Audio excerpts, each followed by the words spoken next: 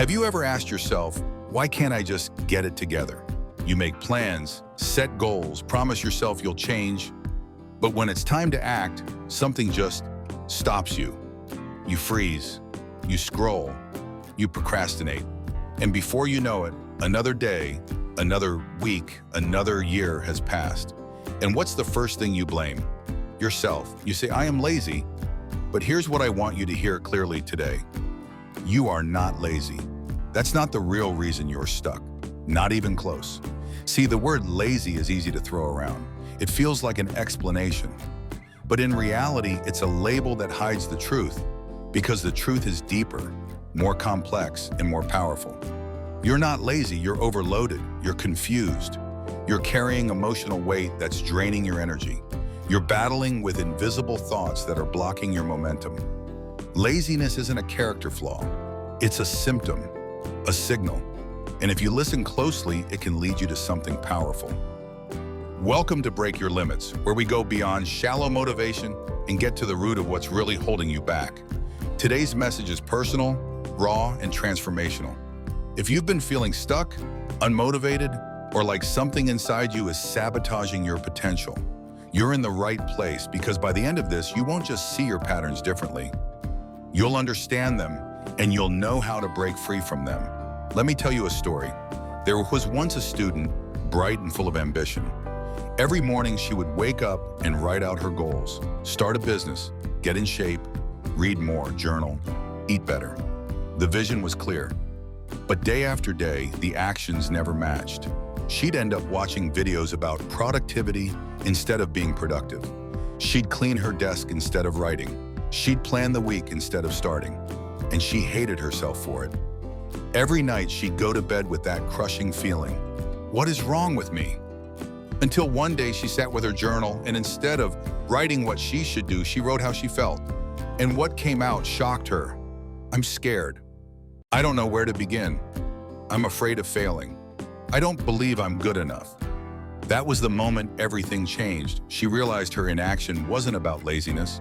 It was about fear, about overwhelm, about a deep inner conflict between the person she wanted to become and the voice that kept telling her she'd never get there. And once she addressed that voice, things began to shift. That student is so many of us. We carry guilt over things we never fully understood. We call ourselves lazy because we don't know what else to call the feeling. But the truth is this: if you're here listening to this, searching for answers, it means you care. Lazy people don't seek growth. Lazy people don't beat themselves up over not doing enough. Lazy people don't make promises to change. You're not lazy, you're misaligned. Let's break this down even deeper. The first thing you need to understand is that action doesn't come from willpower, it comes from clarity. Most people don't take action because they don't know exactly what to do or why they're doing it. Vague goals like be more productive, get in shape, or start something don't activate the brain. They create mental fog. But when you get clear, crystal clear, on what you want, why it matters, and what the first step is, your mind begins to unlock energy. Clarity creates momentum. Second, your brain avoids pain by default. If the thing you're trying to do is associated with failure, judgment, or past trauma, your subconscious will block you from doing it, even if you logically want it. That's why some people forget to apply for the job they say they want, or skip the gym, even though they've been telling everyone they're committed. It's not laziness, it's emotional resistance. Your brain is trying to protect you. Third, many people are operating on outdated self-beliefs. Somewhere along the way, you picked up the idea that you weren't enough. Maybe it came from a teacher, a parent, a friend, or your own painful experience. And now that belief lives quietly inside you, influencing your choices without you even realizing it. You tell yourself, why bother? I'll just mess it up. Or it's too late for me anyway. That belief creates inaction. And then you label that inaction as laziness. But the root isn't lack of effort, it's lack of belief. So what do? You rewrite the story, you challenge the script, you stop blindly accepting the lies your inner critic has whispered to you for years. You begin by questioning what you've always taken as truth. You begin by shining light into the shadows. Start by asking yourself a powerful question. Not just what am I procrastinating on, or why can't I start, but something deeper. What task or goal am I avoiding, and what emotion is underneath that avoidance? Because most of the time, it's not the task that's the problem. It's the emotional meaning you've attached to it. It's not just about not going to the gym. It's the fear of looking foolish, of feeling out of place, of being reminded of past failures. It's not just about not starting that project.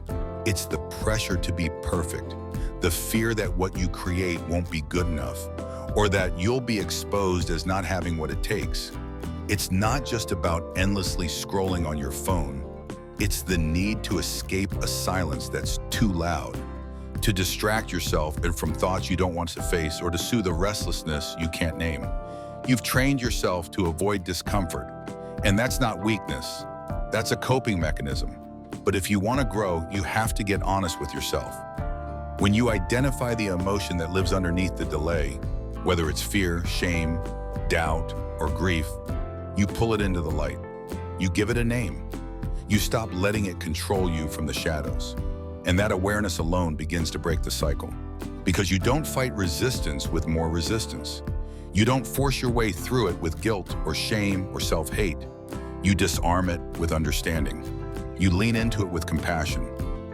That's how transformation begins. Once you understand that you're not lazy, you're just in survival mode, just emotionally blocked, just unsure of how to take the next step, you can stop blaming yourself and start supporting yourself.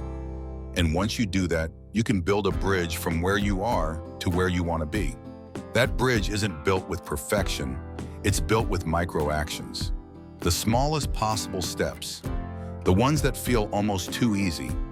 Forget about giant leaps for a moment. Forget about overhauling your life in 1 week. Think smaller, more intentional, more sustainable. Because small steps, repeated with a consistency, do something powerful. They rewire your brain. They shift your identity. They build momentum and trust within yourself. If you want to build discipline, maybe you just start by making your bed every morning. Not because it's revolutionary, but because it signals to your brain, I follow through, I show up. If you want to start reading, don't aim for a chapter. Just read 1 page. If you want to be healthier, maybe you just drink water as soon as you wake up. If you want to write, don't force a perfect article. Just write 1 messy sentence. If you want to create content, don't wait for a flawless idea. Just press record and start speaking. These micro actions are how change begins. They're how identity shifts. And when you repeat them, they become habits. And those habits become character. And that character becomes destiny. But it all begins with something small, something simple, something that proves to yourself, I am not lazy, I am in motion. Now take that old belief you've been carrying, the one that says, I'm just lazy, and flip it upside down. Replace it with truth. Say out loud, I'm learning how to honor my energy. Or, I'm not avoiding life, I'm healing. Or even, I've been afraid, but I'm facing it now. Say it again and again, even if it feels fake at first. That's normal. You're not lying to yourself, you're reminding yourself of a truth that's been buried under years of self-doubt. The dreams in your heart were put there for a reason. They weren't random, they weren't a mistake. You are worthy of them. You are worthy of becoming someone who doesn't just fantasize about change, but lives it. Let this be the moment you draw the line in the sand. Let this be the moment you stop apologizing for the past and start building your future. Let this be the moment you say with boldness, I will no longer live by the limits that were given to me. I will rewrite my story. And you can start today. Right now. I want you to pick 1 belief you are releasing. Just 1. It might be the idea that you're lazy. It might be the guilt you've been silently carrying. It might be the shame around your failures. Whatever it is, type it out. Speak it, let it go, name it, break it, replace it.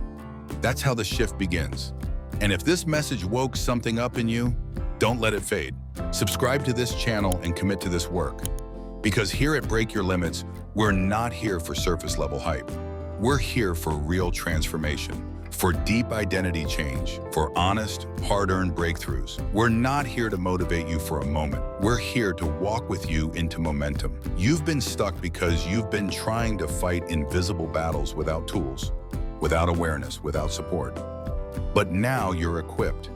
You see the pattern, you've named the resistance, you've taken the first step, and that changes everything. You are not lazy, you are becoming.